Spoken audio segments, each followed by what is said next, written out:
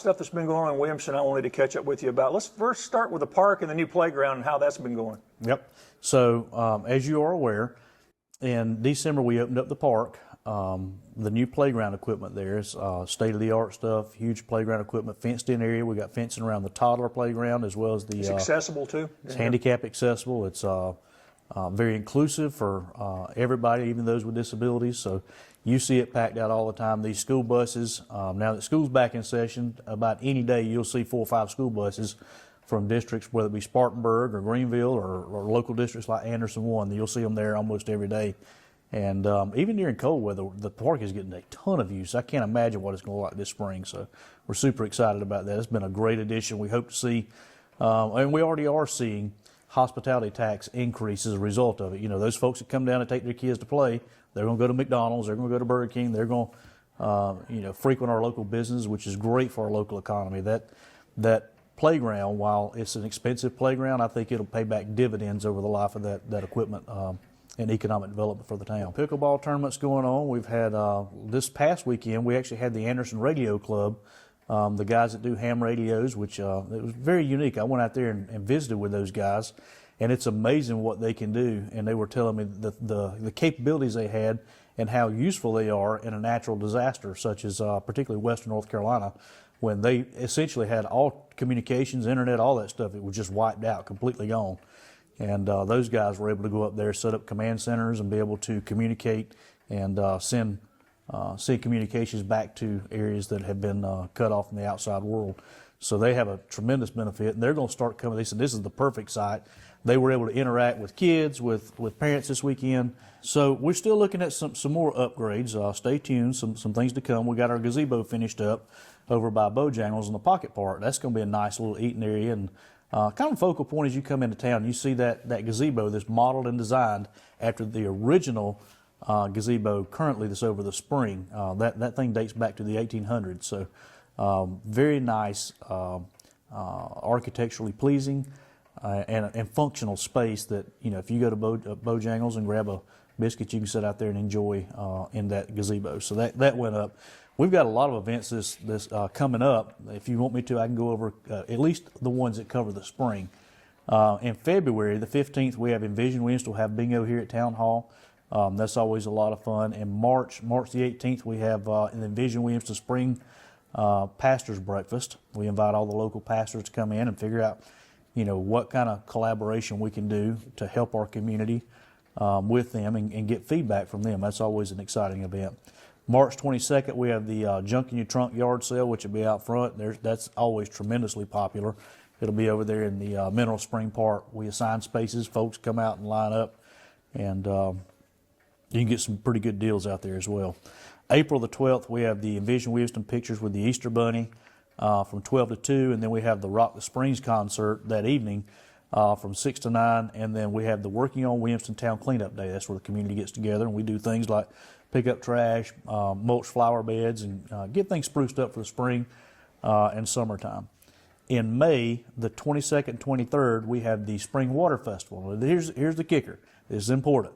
Our Springwater Festival, which is our premier festival that dates back decades, for the first time will actually be in the spring, not in August. The fourth Saturday in August has always been the fourth Saturday in August when it's about 108 degrees. Bringing that to the spring, I think, will be very, very helpful in having a great turnout and a more pleasant experience. So that'll be May the 2nd and 3rd this year.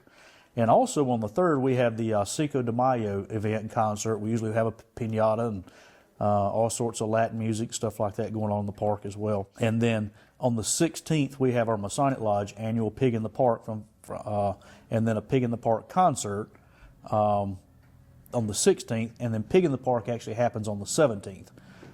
So that'll be a 2-day event this year. And then on the 22nd and 23rd, we have the Envision Williamston Camping Creekside event. So a lot of things are happening in May. Obviously, we get some really, really nice weather here in the upstate during May, so we crammed quite a few events in there. So a lot of things going on that we'll pick up later to cover June through the rest of the year, but I think that's enough to digest at least for a little while. So Big Creek Station, if you'll remember, that was a project that we started. We were working with Big Creek Station LLC. That's actually contractors and architect that formed that company the same folks that were involved in Hampton Station downtown Greenville. They're modeling very similar to the layout and the style that they had at Hampton Station, which obviously was very successful.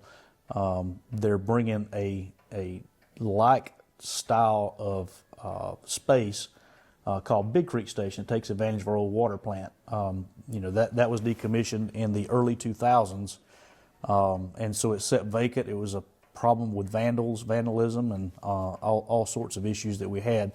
That property has been transferred over to them. They currently have heavy machinery out there now doing that layout and design. It initially will not have a anchor tenant. It will be more like a Gather Greenville. You'll have places for food trucks and that type of stuff, and they'll start out maybe on Thursday, Friday, Saturday, having events there in that space.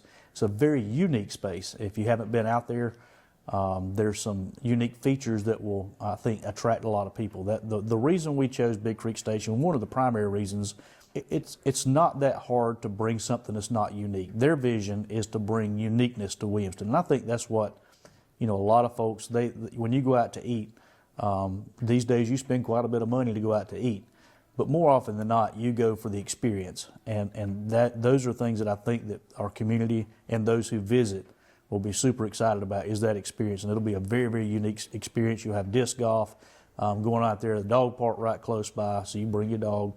You may have a small brewery. I don't know exactly what's going to go there. That's yet to be determined. But they've got a very interesting concept that I hope will be very successful here in Williamston. Brock Lane subdivision is one of our larger ones in Mahaffey on 1st Street. Mahaffey and 1st Street's also, that's going to be about a 90-home development. That development on Mahaffey and Brock Lane, both of those were town-owned properties. So we went above and beyond what our ordinances call for as far as zoning. We want to make sure that we have growth, but we also want to make sure that we have quality growth. For example, Brock Lane will be the first subdivision that comes into Williamston that will have walking trails, as well as sidewalk, curb and gutter. Those are things that I think not only makes the property more attractive, but it also makes our community more walkable. And the more that we get out, and look at Williamston in its current layout, you have to be able to get out and walk for business to be successful. And I think we're in the right location to be able to do that and make our town walkable, where you could wake up in the morning, get up, walk to the park, take your kids to the park, walk to McDonald's, get them an ice cream, walk to Big Creek Station, and maybe let the dog play, have a beer, buy a T-shirt, whatever it might be. We've been compared recently to TR before the Swamp Rabbit Trail, and I would agree with that comparison. We're setting the stage for those things to come to fruition, and I expect this year you're going to see some pretty major changes. Speaking of our walking trail, 2 years in the making, we've had an extension. We had the feds get involved, the Corps of Engineers, and some permitting and wetland delineations and that type of stuff. All of that got wrapped up last month, and the project is through Alliance Construction, or Alliance Engineering rather. They were our engineer of record, and they're also bidding the project out. So we've got all the paperwork completed. That's a 50-50 match on that grant, and it's about a $300 and something thousand dollars that the town will put toward it, and then we got $300 something thousand of I believe it was ARC money that'll go toward it as well. So it's a fairly large project. It'll extend our trail from Veterans Park almost to Mill Street. So along the creek bank. So it's a very, very beautiful area. I can't wait for that project to kick off. The news business here in the first half of the year. So we had one that it comes to mind. It'll be a retail business that we're in the final stages of that business. Baseline Development is the developer. They came to council last night at a work session via a Teams call to wrap up. We will be voting to annex a parcel of land into the city, as well as a contractual agreement with that company and the current owners for that annexation. Once that annexation takes place, we're pretty comfortable there'll be a retail business that'll also be located in town limits of Williamston, but right as it stands now, that property is currently just on the outskirts toward Pelzer. Once we make that annexation final, that will take Williamston city limits and Pelzer city limits and make us actually touch one another right around the Goodwill and Courtney Street area.